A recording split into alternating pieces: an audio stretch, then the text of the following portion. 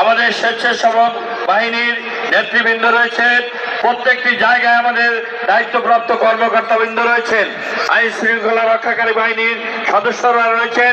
তাদের সাথে সমন্বয় করে এই বিশাল প্যান্ডেলে হাজার হাজার মানুষ সমবেত হবে। তাদের নিরাপত্তা নিশ্চিত করার জন্য, শান্তিপূর্ণভাবে আসন গ্রহণ করার জন্য আমরা বিনয়ের সাথে অনুরোধ করছি। এখানে হাজার হাজার মানুষ সমবেত হবে।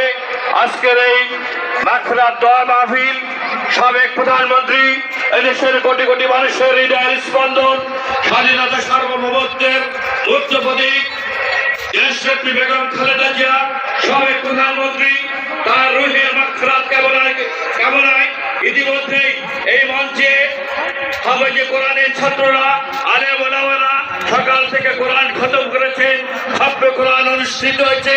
তার রুহের মাগফিরাতের জন্য দোয়া করা হবে।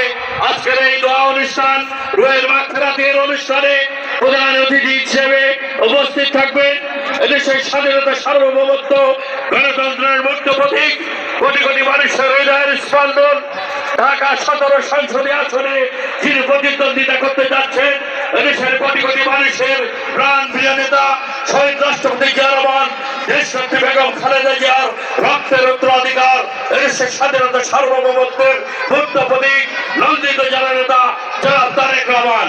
কিছুক্ষণের মধ্যেই তিনি এখানে উপস্থিত হবেন। করাইলবাসীর